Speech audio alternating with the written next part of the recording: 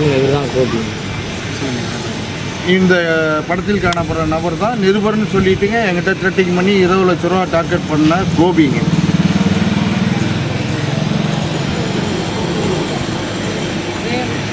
Police தரப்பில் என்ன சொன்னாங்க? என் பேர் போலீஸ் தரப்பில் வந்து இங்கே வேளாமலை ஸ்டேஷனில் காவல் கொடுக்குறப்ப சம்பவம் நடந்த இடம் சூரமங்கலம், இவன் பேரில் சந்தேகம்னா நீங்கள் அங்கே தான் கம்ப்ளைண்ட் கொடுக்கணும். இந்த வகையில் உங்களுக்கு நான் என்ன ஹெல்ப் பண்ணுங்கிறப்ப கோபி சொல்கிறாப்பிடிங்க ஒரு அப்ஸ்டாண்டிங் ஆகக்கூடாதுன்ட்டுங்க. நான் எந்த தவறும் செய்யலைங்க, அதனால் வந்து நான் அப்ஸ்டாண்டிங் ஆகணுங்கிற அவசியம் கிடையாது. அதனால் நீங்கள் எப்போ விசாரணைக்கு அழைத்தாலும் நான் விசாரணைக்கு ஒத்துழைக்கிறேன்.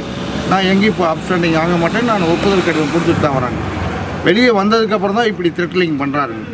நீ தான் கொன்ன அப்படிங்கிற மாதிரி வந்துங்க செல் பண்ணுங்க.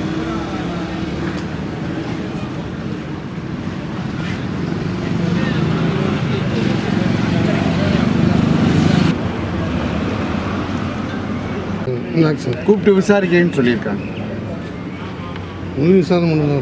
தெரியல. அதுக்கப்புறம் என் சார்பாக வழக்கறிஞர் மிஸ்டர் கார்த்தி வந்திருக்காருங்க. அவர் இது சம்மந்தமாக எனது வழக்கறிஞர் பேசுவார். எனக்கு நீங்கள் தானே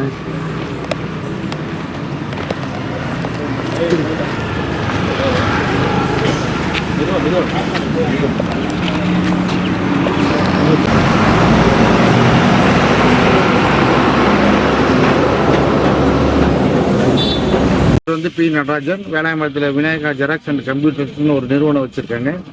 இந்த கடை மாற்றத்துக்காண்டி தற்காலிகமாக 4 நாள் வந்து உதயகுமார்ட்டு வேலையம்பலத்தை சேர்ந்த ஒரு எலக்ட்ரீஷியன் பையன் வேலை செஞ்சாப்பிடிங்க. அடுத்தது 5வது நாள் வேலை நிறுத்தமாக 30/5/2024 அன்றைக்கி சேலத்தை நோக்கி போகிறேங்க. அன்றைக்கி நைட்டு தங்குறேங்க. அப்போவும் ஃபுல் ட்ரிங்க்ஸில் தான் இருந்தார். அடுத்த நாளும் வந்து கூட இருந்துட்டுங்க என்னை விட்டுட்டு போய் ட்ரிங்க்ஸ் சாப்பிட்டாருங்க.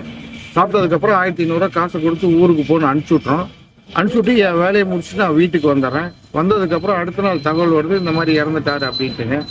நான் இறந்துட்டாருன்னு சொன்னோடனே ஒரே அதிர்ச்சி அடைஞ்சிட்டாங்க. இதை பேஸ் பண்ணி நிருபர்னு சொல்லிட்டு கோபின்னு ஒருத்தர், இந்த பையன் சாவுக்கு நீ தான் காரணம், அதனால் வந்து நீ 20 லட்ச ரூபா கொடுத்தீங்கன்னா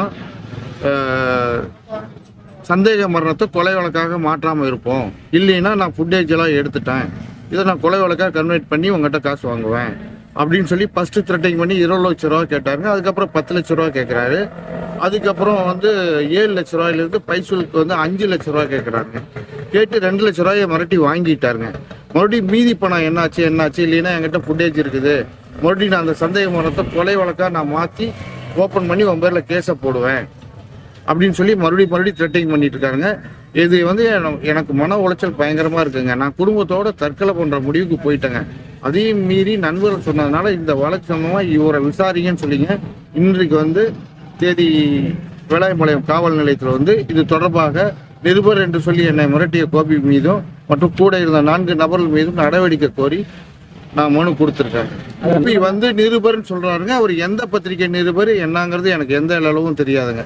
ஒவ்வொரு டைமும் வந்து சேஷன்லையும் நான் நிருபர், நான் சேலத்தில் பேசிட்டேன், நான் எஸ்பி கிட்ட பேசிட்டேன், இந்த கேஸை வந்து நான் திரும்பி ரீஓப்பன் பண்ணி கொலை வழக்காக மாற்றிடுவேன், எனக்கு நீ 20 லட்ச ரூபா கொடு, இல்லைன்னா உன் மேலே நடவடிக்கை எடுப்பேன்ட்டு ஃபஸ்ட்டு மிரட்டி 2 லட்ச ரூபா என்கிட்ட பணத்தை வாங்கிட்டாப்பிள்ளைங்க. தன்மை கொடுத்து 170 போருங்க. அந்த வந்து எஃப்ஐஆர் காப்பியில் வந்து எனது மகன் ஆத்தூர் கோவிலுக்கு செல்வதாகவும் மற்றும் எனது மகனுக்கு குடிப்பழக்கம் உள்ளதாகவும் இந்த மாதிரி சூரமங்கலம் காவல் நிலையத்து எல்லைக்கு உட்பட்ட பகுதியிலிருந்து இறந்து கிடப்பதாக காவல் நிலைய ஆய்வாளர் கூறியதாகவும் என் மகனின் சாவில் சந்தேகம் இருக்குது, அதை வந்து நான் விசாரணை செய்து அறிக்கை அனுப்பணும்னு தான் சொல்லி எஃப்ஐஆருங்க. இந்த இடத்துல வந்து என் பேரோ என்ன எந்த இடத்துலையுமே என்னை மென்ஷன் பண்ணல. இதுவரையிலும் சூரமங்கல் காவல் நிலையத்திலிருந்து எந்த அழைப்பும் எனக்கு வந்ததில்லைங்க. இருந்தது போஸ்ட்மார்ட்டம் ரிப்போர்ட்டை பார்த்து தான் தெரியுங்க. போஸ்ட்மார்ட்டம் ரிப்போர்ட்டை இவங்க வாங்கிட்டாங்க. நான் வந்து நீங்கள் எங்களுக்கு காமிங்கிறப்ப காமிக்கலைங்க. ஆக்சுவலி போஸ்ட்மார்ட்டம் ரிப்போர்ட்டில் வந்து என்னோட அனுமானம் வந்து நேச்சுரல் டெத்தாக தான் இருக்கும், அதில் எந்த மாற்று கருத்தும் இல்லைங்க. இவர் ஆனால் என்னை கார்னர் பண்ணி இதவே உன்னை பேஸ் பண்ணீங்க, நிம்மதி இழக்க செஞ்சு ஒவ்வொரு டைமும் ஃபோன் பண்ணி என்ன மனித நேயத்தில் செஞ்சுட்டேன், என்ன மனித நேயத்தில் நீ தான் கொண்டு கொன்ன, எனக்கு 20 லட்ச ரூபா கொடு, இல்லைன்னா 10 லட்ச ரூபா இப்போ கொடு அப்படின்னு சொல்லிங்க ஓவர் த்ரெட்லிங் பண்ணுறாரு. என்னால் மன உளைச்சல் தாங்க முடியாமல் தான் வந்துங்க நான் இங்கே வந்து வேளாய்மலையம் காவல் நிலையத்தில் நான் எஃப்ஐஆர் கம்ப்ளைண்ட் கேட்டிருக்காரு. நேற்றுக்கு லாஸ்ட்டாக கேட்டாருங்க. நேற்றுக்கு 6 மணிக்கு வந்து என் தம்பிக்கு ஃபோன் பண்ணி கேட்டிருக்காருங்க. இன்னைக்கு காலையில் 11 மணிக்கு போட்டு டார்கெட் கொடுக்குறாருங்க. இது சம்மந்தமான எனக்கு ஆவணங்கள்லாம் என் கையில் ரெக்கார்டாக இருக்குங்க. உங்கள் பத்திரிகையாளரான உங்களுக்கு நாங்கள் அனுப்பிச்சி வைக்கிறோம். சரி. இவர் என்னை த்ரெட்லிங் பண்ணி மிரட்டினது, பணம் கட்டினது, பணம் நான் கொடுத்தது, அவங்க சொந்தக்காரங்க யாரெல்லாம் 4 பேர் கார்னர் பண்ணி என்னை வாங்கினாங்களோ அந்த வீடியோ ஃபுட்டேஜ் என்கிட்ட இருக்கு. நான் உங்கள் பத்திரிகையாளரை உங்களுக்கு வந்து நான் அனுப்பிச்சி வைக்கிறேங்க. சரி. நான் வந்து என் கூட வந்தது உண்மை. சேலத்தில் இந்த வந்து ட்ரிங்க்ஸ் ஓவராக இருக்கான்ட்டு நான் போகிற பணிக்கு ட்ரிங்க்ஸ் செட் ஆகாதனால 1500 பணத்தை கொடுத்து அனுப்பிச்சி விட்டேன். அனுப்பிச்சி விட்டதுக்கப்புறம் நான் ஊருக்கு வந்துட்டேங்க. அடுத்த நாள் காலையில் தான் எனக்கு ஃபோன் வருது. எங்கள் மிஸ்ஸஸ் தான் எடுக்கிறாங்க. நான் படுத்திருக்கேன். இந்த மாதிரி உதயகுமாருங்கிறவர் இறந்துட்டாரு அப்படின்னு சொன்னோடனே சரி அப்படின்ட்டு நான் என்ன எழுதினோடனே அவங்க தான் சொன்னாங்க, நாங்கள் ஜிஹெச் கொண்டு போயிட்டோம், போஸ்ட்மார்ட்டம் பண்ணி தான் கொண்டுட்டு வரோம் அப்படின்னோடனே நான் ஞாயிற்றுக்கிழமை போஸ்ட்மார்ட்டம் இருக்காது, திங்கட்கிழமை தான் போஸ்ட்மார்ட்டம் இருக்குங்கிற நோக்கத்தில் நான் அந்த சம்பவத்துக்கும் அவங்க தொடர்பான யாரையும் விசாரிக்கலைங்க. ஆனால் ஞாயிற்றுக்கிழமையே போஸ்ட்மார்ட்டம் பண்ணி அவசரமாக பாடியை வந்து ஒரு நேச்சுரல் ஒரு சந்தேக மரணம்னா இவங்க என்ன பண்ணியிருக்கணும்? இந்த கோபி நிறுவனம் சொல்கிறவர் ஒரு பத்திரிகை தர்மம்னா என்னங்க? ஒரு குற்ற வழக்கு நடந்துருச்சு, புரியுதா இல்லைங்களா? இது சந்தேக மரணம், இவன் தான் கூட்டி போயிருக்காங்கிறது உனக்கு முன்கூட்டியே தெரியணும். நீ பாடியை வாங்கியிருக்க கூடாது. ஒன்றும் ஆடியோ இல்லைன்னா இந்த சாவுல சந்தேகம் இருக்கும், கூட்டிகிட்டு வந்தான விசாரிக்காம நம்ம பாடியை வாங்க மாட்டோம். நீ அவசரமாக கொண்டு வந்து எரித்ததன் நோக்கம், நீ பணம் பறிக்கிற நோக்கத்தில் நீ என்னை ஃபாலோ பண்ணி நீயே கொன்ன மாதிரி எனக்கு ஒரு டவுட் வருது.